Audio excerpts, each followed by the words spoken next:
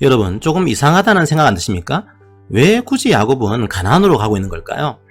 야곱은 지금 하나님의 명령에 순종하고 있는 겁니다. 하나님께서 그 땅으로 돌아가라고 하셨기 때문에 돌아가고 있는 겁니다. 그런데 마음은 두렵습니다. 불안합니다. 이 길을 가긴 가야 했는데 에서가 400명이나 되는 장정들과 함께 오고 있다는 소식이 들립니다. 사실 지금이라도 길을 돌이키면 됩니다. 하나님의 말씀을 따르지 않으면 됩니다. 그런데 그렇게 하지는 않습니다. 하나님은 약속을 이루시는 분이라는 걸 알기 때문입니다. 그런데 또 불안하긴 합니다. 형이 무섭기는 합니다. 우리도 마찬가지 아닐까요? 우리도 하나님 말씀에 따라서 이 세상을 살아가기 위해서 몸부림치고 있습니다.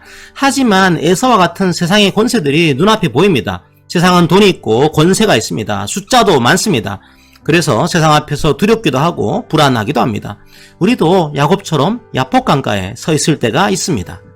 오늘 본문은 이기적인 야곱을 보여주고 있는 본문이 아닙니다. 오히려 신앙과 두려움 사이에 놓여있는 야곱을 보여주고 있습니다. 오늘 본문을 기도로 극복하는 야곱으로 설명하는 분들도 있습니다. 그런 해석도 할 수 있다고 봅니다. 그런데 24절 본문의 주어를 유념해서 보시기 바랍니다. 야곱이 먼저 어떤 사람에게 다가간 것이 아닙니다. 어떤 사람이 먼저 야곱에게 다가간 겁니다. 성도 여러분, 야곱이 하나님을 찾아간 것이 아닙니다. 하나님이 먼저 야곱을 찾아오신 겁니다.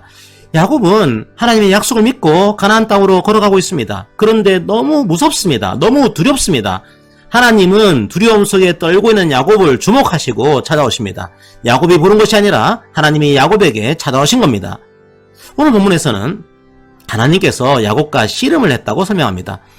사실 씨름을 하게 된 과정을 성경은 정확하게 말해주고 있지 않습니다. 어쨌든 우리는 이 씨름에서 이상한 점을 발견하게 됩니다. 하나님이 야곱을 이기지 못할 리가 없지 않습니까? 그런데 25절을 보면 하나님께서 야곱을 이기지 못합니다. 진짜로 졌다는 말이 아닙니다. 야곱의 인간적인 고집과 의지를 꺾지 못했다는 겁니다. 하나님이 오셨지만 여전히 야곱은 불안함과 두려움에 떨고 있습니다. 아직 하나님께서 자기를 만나러 오신 사실을 모르고 있습니다. 자신의 고집을 여전히 꺾지 않습니다. 힘이 잔뜩 들어가 있습니다. 하나님께 지지 않으려고 아등바등거리고 있습니다. 그런데 드디어 하나님께서 자신을 드러냅니다. 야곱의 허벅지 관절을 칩니다. 쳤는데 뼈가 건납니다. 야곱을 꺾으신 겁니다. 자신의 잔꾀를 의지하는 야곱에게, 두려움에 떨고 있는 야곱에게 자신을 드러내신 겁니다. 바로 그때 야곱의 눈이 열렸습니다. 사람이 아니라는 사실을 알았습니다. 바로 이 어떤 사람이 하나님이라는 사실을 깨달았습니다. 호세아서 12장 4절에서는 하나님을 만난 야곱이 어떻게 했는지를 정확하게 그리고 있습니다. 어떻게 했을까요? 야곱은 울었습니다. 하나님께 울며 매달렸습니다. 저는 야곱입니다. 나는 속이는 자입니다. 나는 복을 쟁취하기 위해서 사람들과 싸워왔던 자입니다. 나는 무슨 수를 써서라도 이기기 위해서 사람들을 속여왔던 자입니다. 하나님의 약속을 믿는다고 하면서도 사실은 제 마음대로 살아왔습니다. 하나님 용서해 주세요. 그리고 나 좀 살려주세요. 나 좀 구해주세요.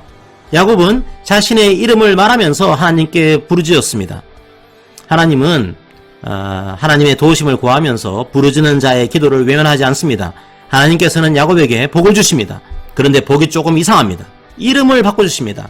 너는 이제 야곱이 아니냐, 너는 이제 이스라엘이야 라고 얘기합니다. 이스라엘이 어떤 뜻입니까? 하나님과 겨루다라는 뜻입니다. 이스라엘의 이름은 무엇입니까? 이제는 사람들과 싸워서 얻지 말라는 것입니다. 사람들을 두려워하지 말라는 겁니다. 야복강가에서의 이 씨름을 생각하면서 하나님께 찾아오라는 겁니다. 이제 하나님과 겨뤄보라는 겁니다. 이제 야복강가에서 불안에 떨지 말라는 겁니다. 나에게 부르짖으라는 겁니다. 그러면 하나님께서 들으시겠다는 겁니다. 원래 이스라엘이라는 뜻에는 이기다라는 뜻은 없습니다. 그런데 오늘 본문에서는 이겼다라는 의미를 추가하고 있습니다. 하나님은 야곱이 이겼다고 선포합니다. 이겼을 리가 있습니까? 정확하게는 야곱이 이긴 것으로 여겨주신다는 겁니다. 야곱이 이겼기 때문에 하나님께서 마치 지신 것처럼 이긴 자의 간청을 들으시겠다는 겁니다. 우리도 마찬가지입니다. 우리도 죄인입니다. 하지만 예수 그리스도의 십자가를 믿는 자들은 의인으로 여겨주신다는 겁니다. 질 수밖에 없는 죄인이지만 예수 그리스도의 십자가 때문에 이긴 것으로, 의인으로 여겨주신다는 겁니다. 이건 하나님의 선포입니다. 성도 여러분, 이런 복이 어디 있습니까? 야곱은 에서를 만나면서 이렇게 묵상했을 겁니다. 나는 이스라엘이야. 이제 나는 하나님과 겨루는 사람이야. 에서와 겨루는 사람이 아니야. 이렇게 외쳤을 겁니다. 이스라엘은 하나님께서 싸우신다는 뜻도 있습니다.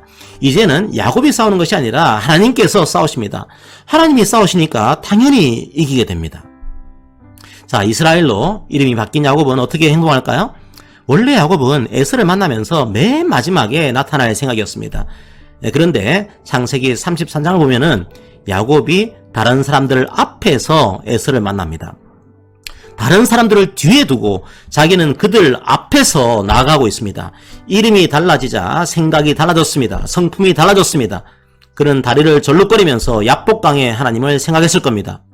성도 여러분, 하나님의 말씀을 따를 때 두려움이 몰려올 때가 있습니다. 다른 길로 가고 싶을 때가 있습니다. 신약에서는 예수 그리스도를 믿는 자들을 새 이스라엘이라고 부릅니다. 여러분은 이스라엘입니다. 사람들을 두려워하는 자들이 아니라는 겁니다. 하나님께 부르짖는 자라는 겁니다. 하나님께서 싸우시는 자라는 겁니다. 여러분 당당하게 앞으로 걸어가십시오. 하나님께서 친히 싸우실 것입니다. 이스라엘이라는 이름의 복이 여러분의 삶을 가득 채우시기를 기도합니다. 아멘.